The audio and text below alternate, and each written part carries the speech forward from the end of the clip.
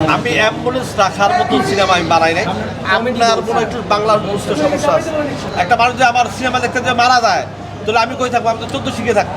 অনেকে ভাবছে যে আমি ভয়ে আসি নাই, ফল পাই নাই।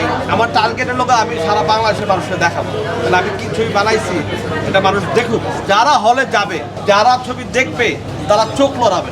সিনেমা হল থেকে এসে একটা বকা দিবে না। আমার ওজনটা উঠাই তোলে, অনেকে হিমশিম খেয়ে যাবে। এমনও আমরা দেখছি যেই ছবির নাম বললেন, এই ছবি দেখার পরে বলছে জিন্দিগিতে বাংলা সিনেমা দেখবো না। আমার ছবিটা ঈদে আসার কথা ছিল। তো অনেকে ভাবছে যে আমি ভয়ে আসি নাই, ফল পাই নাই। হ্যাঁ, এগুলা কারণে অনেক রকমের কথা বলছি। আমি তো ছবি বানাইছি সারা বাংলাদেশের মানুষকে দেখানোর জন্য।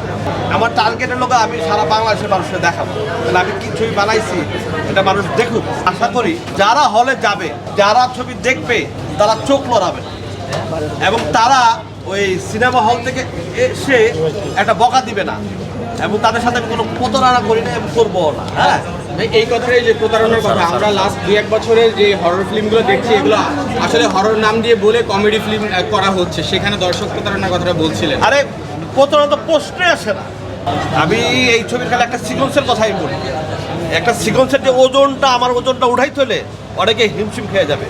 বৃক্ষ তোমার নাম কি, ফলে পরিচয়, আপনার হলে আসেন দেখেন।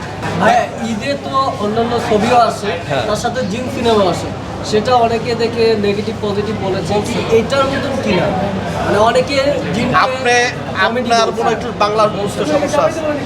আমি তো এই কথা আগেই বলে গেছি যে প্রতারণা বা মানুষকে ঠকানো বিজনেস আমি কোনোদিন করি না, কোনোদিনই করি না। এমনও আমরা দেখছি যেই ছবির নাম বললেন, এই ছবি দেখার পরে বলছে জিন্দিগিতে বাংলা সিনেমা দেখবো না। আমি তার কাছে অনুরোধ করবো, আপনি আমার ডেড বডিটা এসে দেখেন। যদি মনে করেন যে আমার ডেড বডি খারাপ হয়েছে, আপনি তখন বললেন এই কথাটা যে এই ছবি ভালো হয় নাই, আমি জীবন দেখবো না, আমি আর জীবনে ছবি বানাবো। আমি অ্যাম্বুলেন্স রাখার মতো সিনেমা আমি বানাই নাই। আমার সিনেমায় অ্যাম্বুলেন্স থাকতে হবে। যদি ভাই আমার ছবি যদি অ্যাম্বুলেন্সে থাকতে হয়, তো আমার মার্ডার কেস খেতে হবে। কারণ আমার ছবি রেখে যদি অ্যাম্বুলেন্স হসপিটাল নিয়ে যেতে হয়, তাহলে আমার মার্ডার কেস খেতে হবে না। একটা মানুষ যে আমার সিনেমা দেখতে যে মারা যায়, তাহলে আমি কই থাকবো? আমি তো 14 শিখে থাকবো। তো ওই ছবি আমি বানাই নাই, ঠিক আছে?